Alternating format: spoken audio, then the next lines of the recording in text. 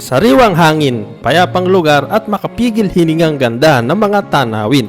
Ito ang mga pinagmamalaki ng Bukidnon. Kaya hindi na kami nagdalawang isip pa na isama ito sa aming bucket list. At hindi lang yan, may bonus adventure din tayo na river rafting sa Cagayan de Oro. Kaya halika na, samahan nyo kami mag river rafting sa CDO at bisitahin ang mga magagandang tanawin dito sa Bukidnon.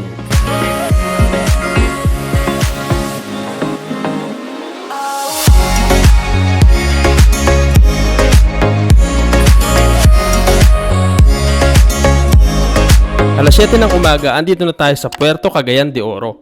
Galing kasi tayo sa Camiguin, kaya dito tayo bumaba para dito tayo sumakay ng bus na biyaheng Davao. Dadaan daw kasi ito sa Bukidnon. Mula sa Cagayan de Oro ay bababa tayo sa bayan ng Impasugong, Bukidnon at aabutin ng 1 hour and 30 minutes ang tagal ng biyahe.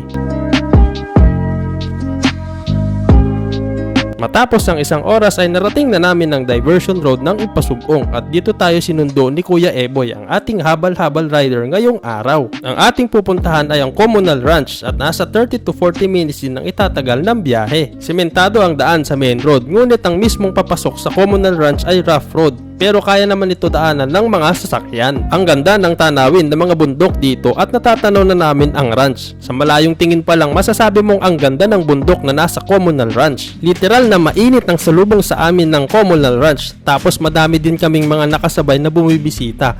Kaya naman sumilong agad kami dun sa puno na malapit sa lake. Pero kalaunan din ay lumipat kami dun sa may maliit na bahay at dun kami tumambay. Makapigil hininga ang mga view dito sa Comunal Ranch. Yung view ng bundok ay akala mo ito ay ipininta. Sama mo pa yung view ng lake na talaga namang nakakamangha. Be back soon, be back soon, be back soon.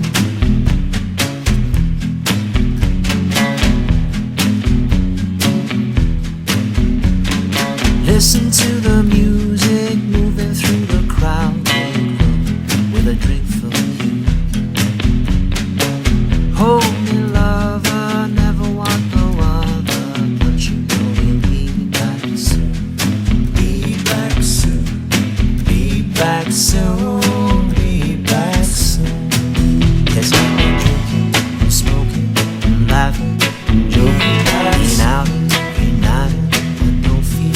Be back soon. Grabe, ang ganda ng Comunal Ranch. Napakalakas ng New Zealand vibes niya. Tapos napaka-presko din dahil panaka-naka ang hampas ng hangin. Kung pupunta kayo dito, make sure nyo lang na pag maghahabal kayo, make sure nyo lang na may protective gear kayo para hindi kayo masunog. Pagdating dito, meron namang kakainan, may canteen, may mga prices din, may mga food, rice din, gano'n. Bukod doon, wala. Then overnight, hindi pwede, bawal daw hanggang 5 p.m. lang, 5 a.m. to 5 p.m. Tapos para ma-observe nila yung cleanliness at mas ma-maintain nila. Activities na pwede nyong gawin dito, pwede kayo mag-horseback riding, tapos bibili kayo ng cowboy hat, susot nila sa iyo yun, then kayo horseback riding. Additional naman yun, parang nasa 200 yata. Hindi ko lang alam yung exact, pero parang ganun yung then may mga baka, mga kabayo. Pagkatapos naman dito, kami ay tumungo naman sa Lovers Lane. Hindi ko na nakuhanan yung pagpunta dito, pero ito ay matatagpuan sa gilid ng National Highway. Magandang tanawin din ng bundok ang mayahatid ng Lovers Lane at mayroon din ditong mga nagtitinda ng mga makakain habang pinagmamasda ang ganda ng bundok sa Lovers Lane. Sunod naman sa IT natin ay ang Roti Peaks na matatagpuan sa mataas na parte ng bundok. At bago mo marating ang Roti Peaks, dadaan ka muna sa isang extreme na habal ride. Mga bambabato, paliko-likong daan, may pababa at paakyat ang daan dito. Kaya mataas na motor dapat ang gamit at magaling magmaneho. Mabuti na lang si Kuya Eboy at ang kanyang kasama ay magaling at kabisado na ang daan dito. Hindi ko lang na-video yung mga extreme na ibang daan gawa ng kailangan ko ding kumapit sa motor at baka naman sumemplang o mahulog. Kaya sa mga nagbabalak magpunta dito, na-experience na din yung extreme na daan dito at hindi ko na i-spoil. Pagdating namin sa Roti Peaks, bubungad sa iyo ang ganda ng tanawin ng bulubundukin dito at worth it lahat ng mga hirap namin sa habal. Pine forest ang mga puno dito na may overlooking ng magagandang view ng mga bundok at may mga duyan na iniligay upang mas ma-enjoy mo ang Roti Peaks experience. I don't wanna sit in a get with you, baby, tonight. I don't wanna love, I don't wanna fight. I don't wanna have to tell you all the things I know. I don't wanna stay, but I don't wanna go. Speechless na naman ako sa ganda ng tanawin dito. Di ko nga akalain na may ganito palang mga gandang lugar sa Bukidnon. Ito yung isang part ng Roti Peaks na pwede nyo puntahan. Parang mini trail lang. Ayan. Parang dun sa hill na yun. Alam ko kung anong meron dun.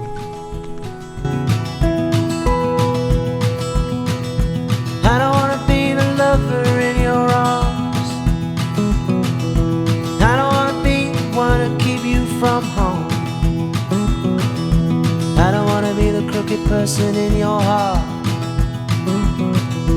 I don't wanna stop, but I don't wanna stop. Part-time lover, how we suffer now.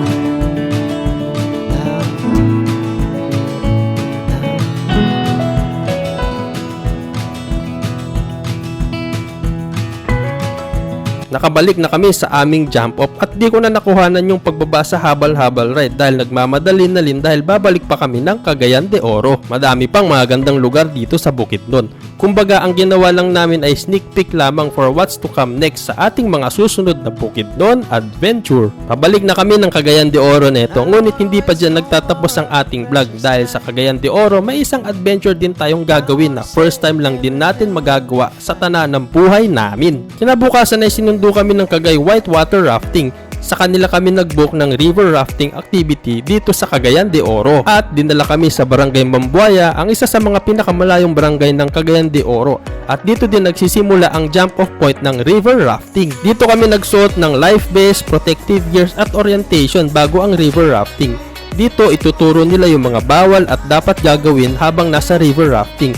In-explain din dito na 12 rapids ang aming dadaanan. Sa liblib yung isa, para yung tubig dadaan lang dito sa likod natin.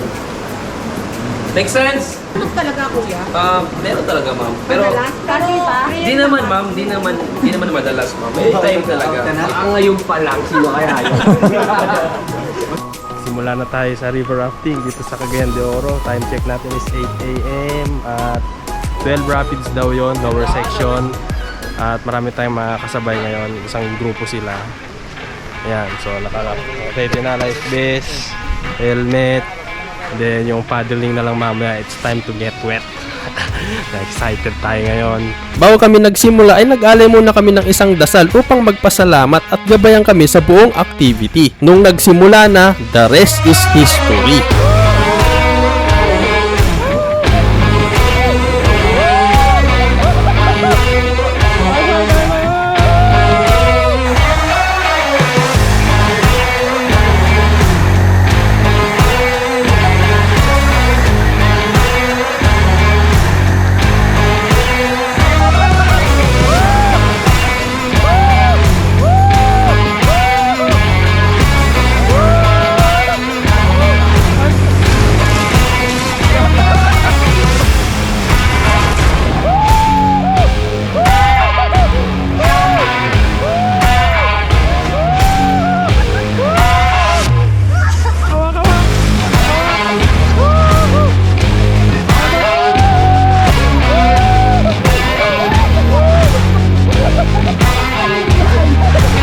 Ang saya pala nito at talagang ihahampas ka ng mga malalakas na alon ng tubig na kailangan mong kumapit para hindi ka malaglag. Sa kalmadong part ng ilog ay pinababa kami ni Kuya para daw makaligo din kami sa mismong ilog at makapag-chill kahit papano dahil mamaya daw back to extreme na naman. In-explain sa amin ni Kuya Guide na ang kaliwang bahagi ng ilog ay sakop ng Cagayan de Oro, habang ang kanang bahagi naman ay sakop daw ng Bukidnon. Kaya sa activity na ito ay narating mo na din ang dalawang probinsya ng sabay. Ay, five daw! Nag-high five ako!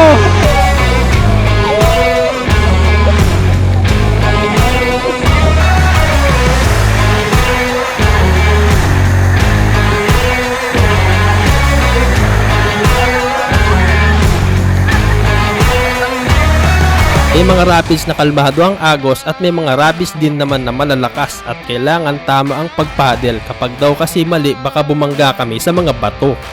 Sa saya at enjoy namin, hindi ko na napansin na nakababa na pala yung anggulo ng camera. Pasensya na kayo.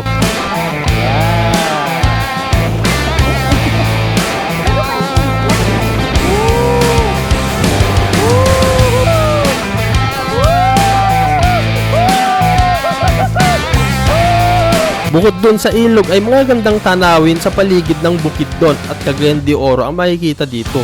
Yung iba mga limestones pa at mga rock formations. Di ko na na-video ng buo ang aming river rafting. Gawa ng nalobat na ang GoPro, pero shoutout sa aming mga guide dahil mababait at comedy silang mga kasama.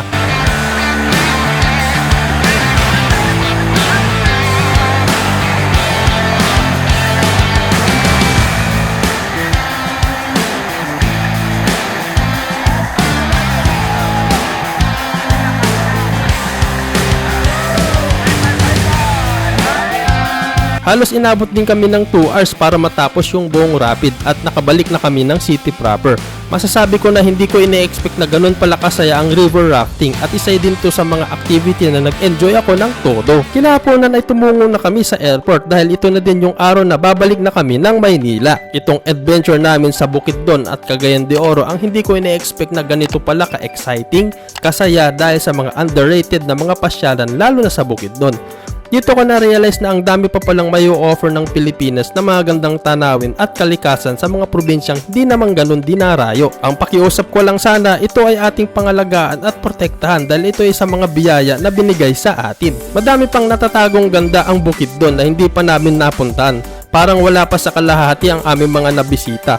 Pero ito lang ang sigurado, pabalik ulit kami para ma-explore pa ang iba pang mga natatagong ganda ng Bukidnon at Cagayan de Oro.